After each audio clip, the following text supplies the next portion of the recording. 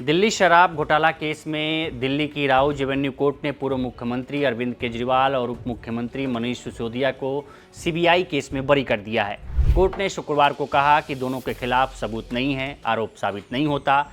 CBI ने साजिश गढ़ने की कोशिश की, लेकिन उसका सिद्धांत ठोस सबूतों की जगह अनुमान पर आधारित था। इसके साथ ही कोर्ट ने सीबीआई के जांच अधिकारी के खिलाफ विभागीय जांच के आदेश भी दिए हैं। इसके बाद लोग जानने की कोशिश में लगे हैं कि आखिर वे जज कौन हैं जिन्होंने दिल्ली शराब घोटाले में केजरीवाल को बरी कर दिया और सीबीआई की जांच को खोखला बताया।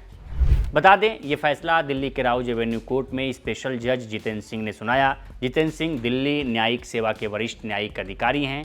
वे राउज एवेन्यू कोर्ट नई दिल्ली में स्पेशल जज पीसी एक्ट सीबीआई 01 के रूप में कार्यरत हैं, जहां वे मुख्य रूप से भ्रष्टाचार से जुड़े मामलों की सुनवाई करते हैं।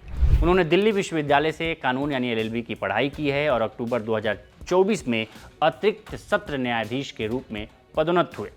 सीबीआई ने निचली अदालत के आदेश को चुनौती देते हुए हाई कोर्ट से इसे रद्द करने की मांग की है। वहीं बरी होने के बाद कोर्ट से बाहर मीडिया से बातचीत के दौरान केजरीवाल भावुक हो गए। उन्होंने कहा कि मैंने जिंदगी में सिर्फ ईमानदारी कमाई है। आज ये साबित हो गया कि केजरीवाल, मनीष सिसोदिया और आम आदमी पार्टी कट्टर ईमानदार हैं। सुनिए उन्होंने क्या कहा।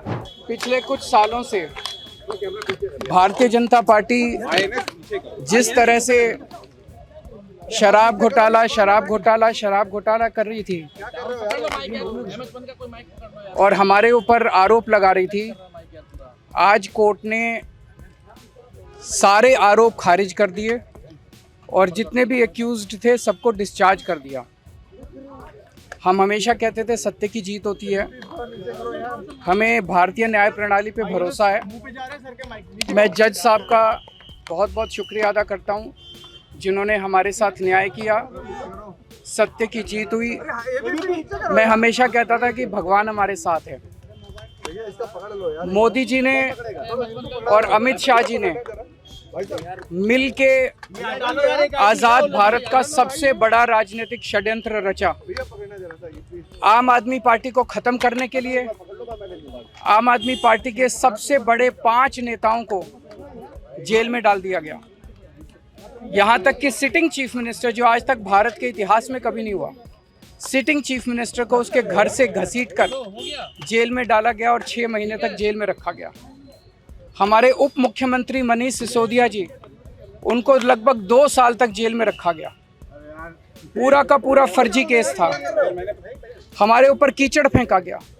24 घंटे टीवी चैनलों के ऊपर डिबेट चलते थे, खबरें दिखाई जाती थी केजरीवाल भ्रष्ट है, केजरीवाल भ्रष्ट है। केजरीवाल हो रहा है यार,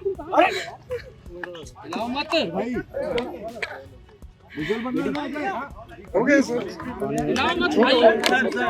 संभालिए सर, अपने आप संभालिए सर, हिम्मत सर, लाओ मत भाई। केजरीवाल भ्रष्ट नहीं है। मैंने केवल अपनी जिंदगी में ईमानदारी कमाई है। इन्होंने झूठा केस लगाया और आज ये साबित हो गया। कोर्ट ने कहा है कि केजरीवाल कट्टर ईमानदार है, मनीष सिसोदिया कट्टर ईमानदार है, आम आदमी पार्टी कट्टर ईमानदार है। मैं प्रधानमंत्री जी से कहना चाहता हूँ, सत्ता के लिए इस तरह से खिलवाड़ मत कीजिए। देश के साथ इस तरह से संविधान के साथ खिलवाड़ मत कीजिए। आपको सत्ता चाहिए, अच्छे काम कीजिए। आज देश के सामने इतनी बड़ी बड़ी समस्याएं हैं, महंगाई है, बेरोजगारी है, पूरे देश में सड़कें टूटी पड़ी है, चारों तरफ पोल्यूशन ही पोल्यूशन हो रहा है। चारों तरफ देश में इतनी समस्याएं हैं, उन समस्याओं का समाधान करके सत्ता में आइए ना। केजरीवाल पे, आम आदमी पार्टी पे झूठे केस क्यों करते हैं? अच्छा काम करके सत्ता में आइए। इस तरह के झूठे केस करना और 24 घंटे विरोधियों को, ये विपक्षियों के खिलाफ ऊट पटांग की केस करना, उनको जेल में डालना, ये एक प्रधानमंत्री को शोभा नहीं देता। इससे देश आगे नहीं बढ़ेगा। देश आगे तब बढ़ेगा जब जनता की समस्याओं का समाधान किया जाएगा।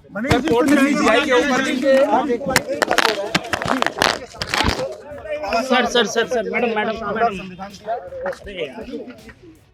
अब जान लेते हैं इस फैसले के जो मेन पॉइंट है जिस पर कोर्ट ने टिप्पणी की है वो बहुत महत्वपूर्ण है। कोर्ट ने यह कहा कि सीबीआई के आरोप पत्र में ठोस और विश्वसनीय सबूतों का अभाव था। साक्ष्यों की कमी के कारण आरोपों को न्यायिक परीक्षण के योग्य नहीं माना जा सकता। दूसरी बात उन्होंने कहा कि कोई ओवर रीचिंग कॉन्स्पिरेसी यानी कि व्यापक साजिश या आपराधिक इरादा साबित नहीं हो पाया। इसमें यह कहा गया है कि ठीक है, नीति गलत हो सकती है, लेकिन नीति का गलत होना, भ्रष्टाचार दोनों अलग हैं। अगर कोई सरकार ने नीति बनाई है, वो नीति सही से लागू नहीं हुई, सही से वो गलत हो गई, तो वो गलत हो सकती है, लेकिन भ्रष्टाचार अलग मामला है। इसमें स्पष्ट रूप से कहा गया है। आरोप पत्र में अंदाजे और कहानी ज़्यादा है, वास्तविक सबूत नहीं है, ये कोर्ट ने कहा है। चार्जशीट में कई कमियां और आंतरिक विरोधाभास थे, जिन पर अदालत ने कड़ी टिप्पणी की। कोई भी आरोप प्राइमा फेसी पहली नज़र में साबित नहीं हुआ है, ये कोर्ट ने कहा है। कोर्ट ने यह भी कहा है कि आरोपों को आगे बढ़ाने के लिए एक आरोपी को अप्रूवर बनाकर उसके बयान पर निर्भर होना संवैधानिक सिद्धांतों के खिलाफ है।